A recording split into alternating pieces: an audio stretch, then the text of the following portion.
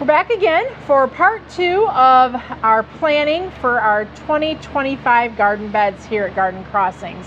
Hi, I'm Heidi. And I'm Ben. And earlier we went through and talked about half of the garden beds that we had looked at how they did this year and making some changes for 2025 and other things we kind of kept the same if they worked well. So we are going to continue walking through the gardens, walking through the beds, and figuring out what we want to do, things we'll keep, things that will go, and also too we'll talk about some of the things that we really were impressed with in some of these garden beds. So we're going to start off today in our north garden bed. That bed is approximately 3 years old, I believe. Yeah, so I was thinking 3 years old.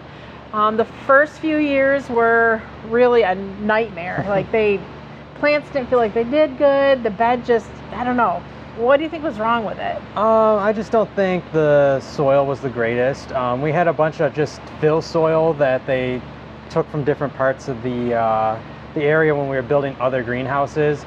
I just don't think it had a lot of nutrients. I think there was kind of some clay in it too. Yeah, I mean, it was like nice topsoil, but there was clay mixed in with it. And I feel like maybe the soil just wasn't breathing. I don't even know if that's how to say it, but it just, I don't know, we planted things and they just didn't really get going at first. But no, especially the annuals. Yes. Perennials and stuff, I mean, they didn't die. They took hold, they rooted in, but they didn't explode like we were hoping. But this year I think definitely that garden has come into its own and just feels it feels like it's ready to roll. Definitely. So we've been amending the soil for the past 3 years, trying to make it more nutrient rich, and I think that's been helping too. Definitely. So in that bed, at the very, very north end of the bed, we have a beautiful planting of the Dicentra. And it's a full sun loving Dicentra, and it does fabulous there.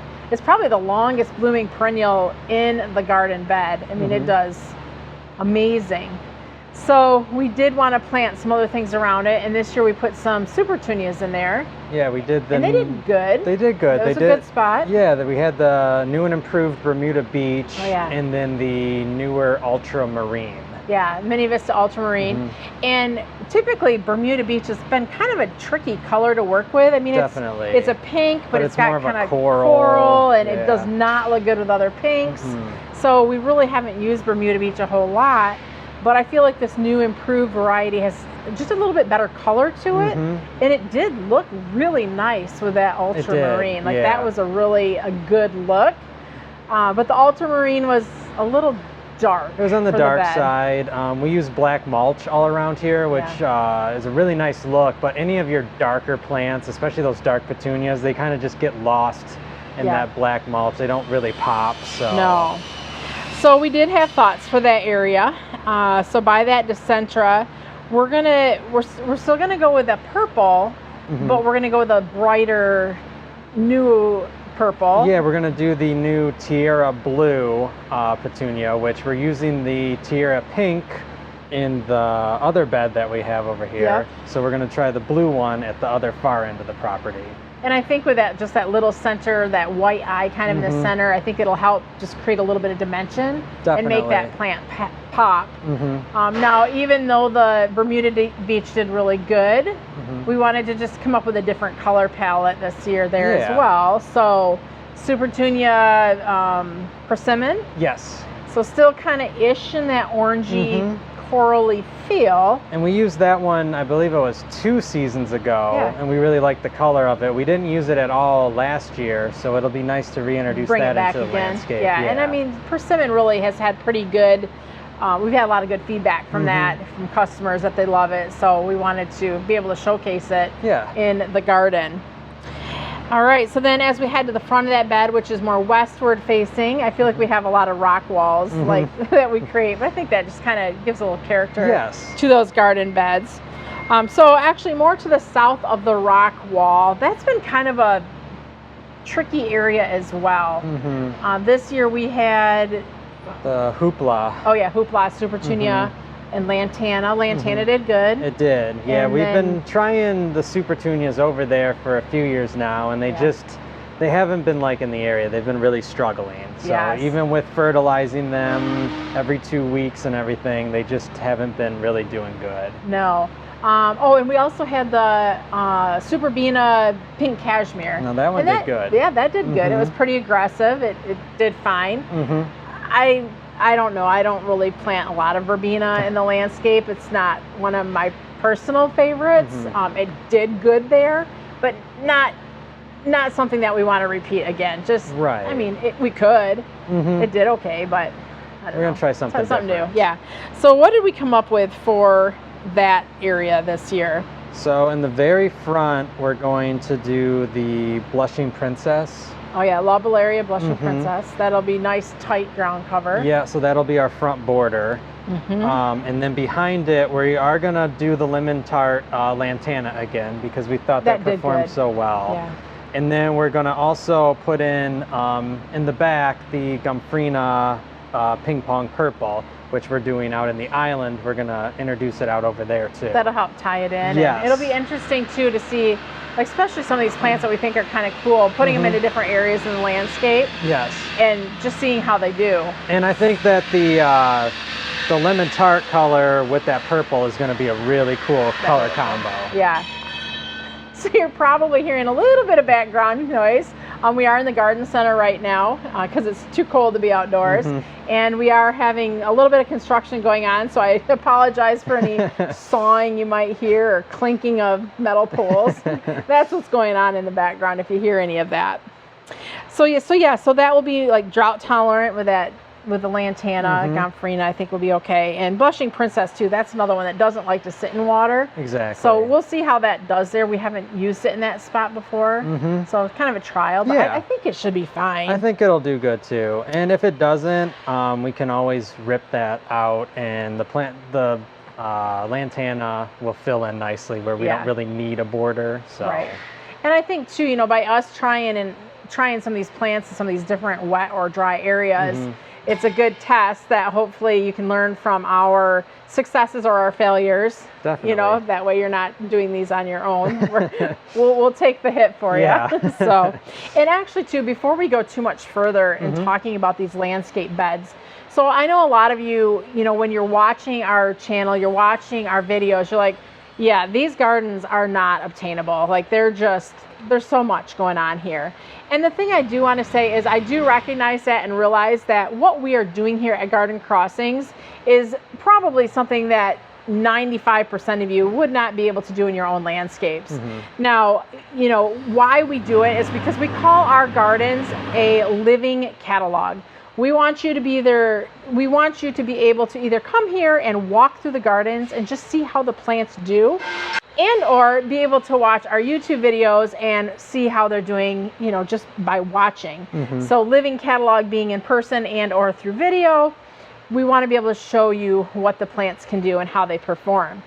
Also, even if you just are able to take a little snippet out of what we're showcasing and use it in your landscape, that really is our goal. If you can find a variety and plant just a couple things up, that's what we want. We want you to be able to feel successful, on your scale gardening and loving what you're doing. Definitely. So, I mean, yes, there's a lot of money that goes into the landscapes, but it's a marketing budget for us. So the money that we're spending on the labor to maintain these gardens, the labor to get them all planted and maintained, and just the expense of the plants themselves, it's part of the marketing budget. So when we, decide what we want to do every year for marketing, the gardens are a huge piece of it, because if you're able to enjoy them from near or far, that's really what we want to do, is be able to share this beauty no matter where you're at. Definitely. So, and it's so much fun to come in and actually see the gardens in person, as opposed to seeing just pictures or videos. So I like actually seeing the plants right there. Right. So. And two, we will be hosting again for the third year our Garden Crossings Signature Garden Showcase. So if you weren't able to attend this last year, we're going to be doing it again this year. It's the Saturday before Father's Day, so we'll put a link below. We actually are doing selling tickets right now for pre-registration. So if you do want to have the opportunity to come here to Garden Crossings and check out these gardens, that's a great way to do it. It's an all-day event. There's hotels in the area that we can recommend.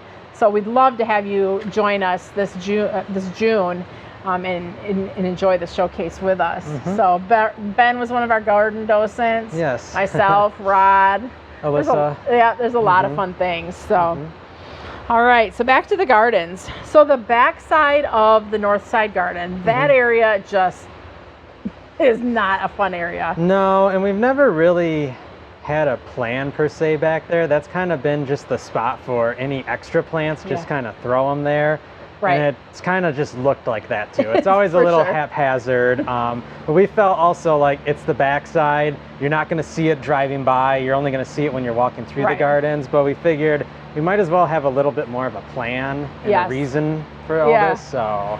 Now, one thing that you did do last year, and it was part of the haphazard, but actually I think looked really good, is we went up, so it's a berm, so we went a little bit higher up on the berm and made kind of a wave pattern. And that really was pretty cool because it kind of took your eye and walked your eye and your focus through that full garden bed. Yeah. So that was really cool. And I think we're going to do that again this coming year. Yeah, we used the Tropical Rose Sun Patient for that last year. We just had some left over, and there were just some holes that we saw before our signature garden show, and we thought, why don't we just kind of swoop them in there? Yeah. And it turned out really cool. It did. So now that's the plan for this year, is and behind we're the going to still use Tropical we Rose. Are. That was a cool that look. was nice. And then, so we also had lantana on the back side. And the lantana, there was lantana and Superbena pink cashmere. Yeah, we just continued that all the way around. Ditch pink cashmere this year. And we're going to change up the lantana. So the yellow was pretty. It was. But we want more color. Yeah, so we're going to do the Royal Cosmo lantana, which we're also using on the other end of the property, so that'll kind of tie it all back together too. And that will give us still the yellow shades, but yellow, pinks, oranges, kind of more of that tropical spectrum of color. So adding more color to the back side of that berm.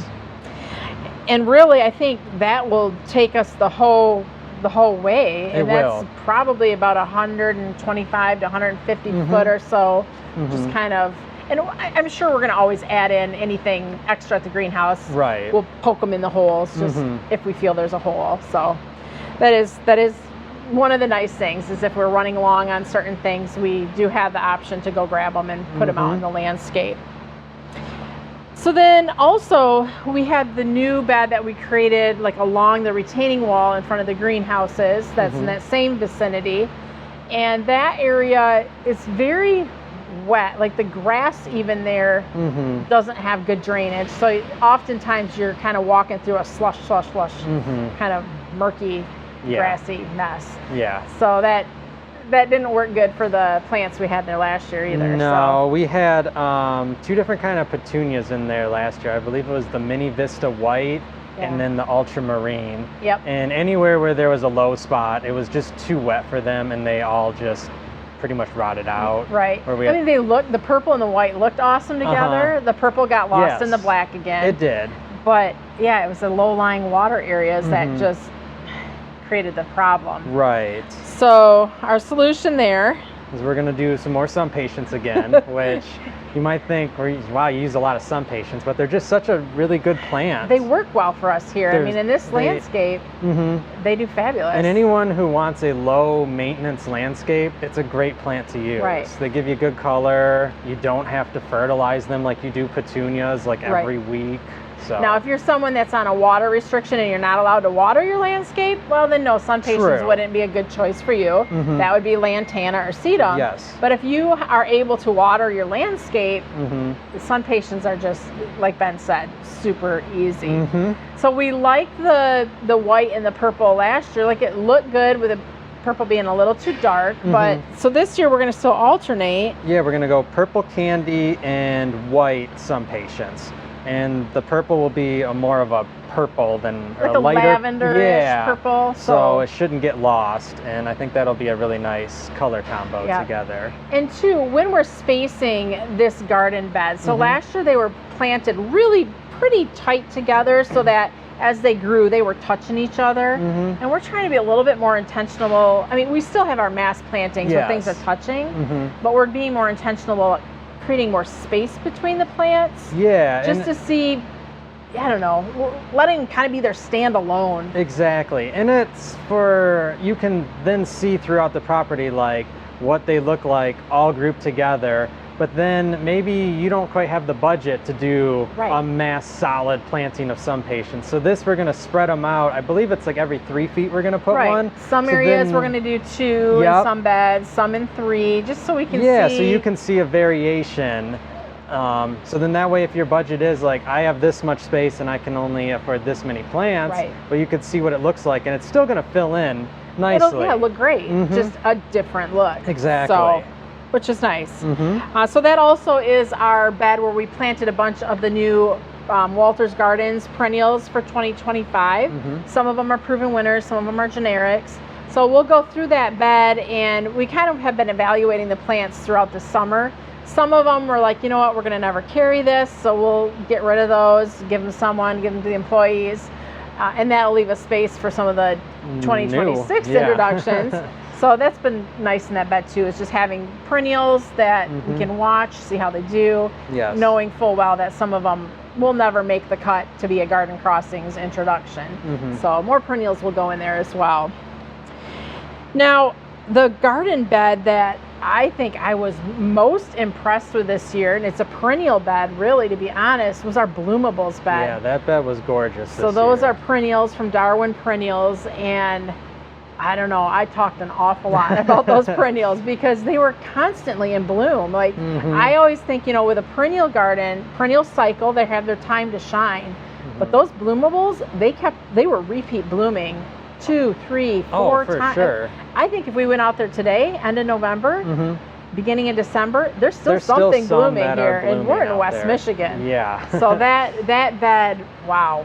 Even those plants, growing them back in the greenhouse before they were planted, they just look gorgeous out there. So yeah, they seem like they're really good genetics, and it's going to be fun seeing them through the next couple of seasons and years to see how they really hold up. And a lot of those were new varieties for us that we've never grown before. So we trialed them this summer, and we're going to be adding in a ton of those new perennial varieties. So it's exciting because it's adding different genera in for, you know, we got the Proven Winner brand, but this is just adding so many different varieties than what Proven Winners has to offer. So that's been really cool. Now in that bed, we did plant some annuals though, because we weren't sure what the perennials were going to do, and we wanted to make sure we were going to have color throughout the summer. So we planted a grouping of 3 different things this year in there. Yeah, we did the Mini Vista Hot Pink Petunia, we did the Kufia Vermillionaire, and then we did Meteor Shower in there. So we were really trying to focus on getting hummingbirds and butterflies into that garden bed, which a lot of the perennials too are butterfly and hummingbird perennials. So they all did good. Yeah. I mean, the Kufia did fine. And it was a little small, but we didn't have time to start those. Usually we start them in, I believe it's like 8-inch pots when they go into the landscape. Okay. We only had those in 4.5-inch pots. So they were a little smaller in the bed than I would have really liked, but they still looked good. By the end of the summer, they definitely filled out, Yeah. So we're gonna kind of take some of those pieces and still do them this coming year, but because it's the Bloomable garden, which is a lot of, like I mentioned, Darwin perennials, but also ball horticulture. So we're going to bring in some of the more ball annuals into that bed, so it's kind of more, I don't know, within the same brand. Yeah. So we did like the Kufia because we wanted the hummingbirds. So we are adding a new Kufia this year called Honeybell, and like Vermillionaire, it's going to attract hummingbirds. But instead of being more the orange and yellow shade, it's more of a pink and yellow. So I think that will be pretty. Yeah, I do too. Different. From the pictures that I've seen of it, it looks like a really nice plant. Yeah, and I was out at the ball trials this summer, and that's where I saw it, and I was like, yeah, that's something different, especially because Vermillionaire is so popular. Let's try another Kufia. Maybe it too will be popular. Yeah. Oh yeah, and then we're adding a new series of petunias in. They are called Petcoas. They are a cross between petunias and Kellerbacoas, and I believe there's 12 different varieties in the Petcoa series. So of course we're going to sell them all. Why do we need 12? Well, that is a good question, to be honest. I mean, if you only buy in 4 or 6 of them, how are you going to know which ones are favored by the customers? Where if you buy all 12 in, we'll know at the end of the season, these were the top 6 that people preferred to grow. So if you don't have them all to offer, it's not a good trial to figure out what's popular. So when we were talking about laying out that bed for the Petcoas, we had 2 different thought processes. Yeah, so the one thought process was just do single plants and just go like all 12 down the line, different variety. Yeah. And then that way, if one part of the bed maybe is drier than another or it's wetter than another, because we would repeat that 12 like 3 times. 3 times, then we could really get a true feel on how those plants do in those different situations. Right. Where if we did 3 blocks of 3 of each variety and maybe one side it gets too dry or the other side it's like a wet spot, then we won't truly know like if that variety was good or not. So it's gonna look maybe a little wonky, more like a trial bed than like a plan. Which it is. Which it is a trial bed. So I mean, we really haven't, I don't think we've solidly landed on what we want to do yet. I think ultimately Rod will probably give his opinion as to how he wants that to look. I mean, it logistically, it makes sense to go 1, you know, times 12, 3 times, because that's going to give the best test to those plants. But aesthetically looking, I think the mass plantings would look better. So we have to decide, do we want to do it for looks or for just a good, true trial? So we'll see. Now, also, we had those beautiful weekender hanging baskets that you put together that flank the entrance of the garden center. So the weekender hanging baskets they're hanging baskets with water reservoirs in them. So ideally, you don't have to water your hanging basket every day. It's wicking up water from the reservoir to the plants. So how often were you filling those weekender baskets? Once to twice a week. In the heat of the summer, definitely twice a week, but early season and then later in the fall, only 1 time. So a huge time saver for you. Yes, you're not having to drag a hose out every single day to water. And then when you were watering those, you were using greenhouse water, right? Correct. Which means so they would get fertilizer every so many times it got watered. So the water in there had feed in it, so they were constantly being fed. Yes. So for those of you who would be doing it at home, basically we would recommend once a week to dump in your water soluble fertilizer, mix it with the water, and that way your petunias are getting fed daily. Because to be honest, especially with petunias, it's recommended that they get fed at least once a week. The saying is, feed them, they'll look fabulous. And the saying isn't just a saying. No, it's very true. It's true. Yeah. So this year, when you planted them up, at first Rod and I were a little bit like, oh man, like they didn't have the vibrancy, the pop. So Rod and I are very vibrant colors when we like to plant things. You are more... I like a lot of dark colors. I love silvers and just black foliage. Pastel? Yeah, pastel colors. So we do definitely differ on our color patterns because they like more hot pinks and stuff, and I'm not a huge fan of those. But it's fun because then we can bounce different ideas off each other. And then I feel like too, you can't have your whole show garden all just bright colors because not everybody likes that. But you can't also have them all dollar colors because not everybody likes that. So I think having a good mix throughout your garden is good. So this year it was Supertunia Mini Vista Yellow, Supertunia Jazzberry, and then Sweet Potato Vine Jet Black. Jet Black. So you had some thoughts when you were planting it up. I did like a 2-to-1 ratio on the Mini Vista Yellow to the Jazzberry, thinking the Jazzberry is eventually going to overtake the yellow. And that never really seemed to happen. No, not at all. There were a couple pots, maybe the top ones, where the Jazzberry started to fill in more, but the yellow kind of just swallowed that Jazzberry. Right. And that's where, like, when we looked at them, we're like, oh, it's very yellow, not a lot of pop. But they did not look bad. Right. I mean, they looked good. They just didn't have the vibrancy. So if you were doing it again, you've learned, like we would do a 1-to-1 ratio, definitely. So that way we would have more of an even, perhaps, mix of colors. Yep. Now, we're going to shake it up a little bit differently this year, because I feel like with those, this was our second year with them. Yes. So in the first year we did something different. Yeah, we did a bunch of Calabacoas in them, and they did okay, but they didn't do quite as good. Right. So we know the petunias work and did well. So what are we going to do this year? We're going to do the new Tierra Pink, which we're also using out at the berm on the north side of the property. Yep. And then we're going to go keep the jet black sweet potato vine. That did really nice. And then we'll do Mini Vista White.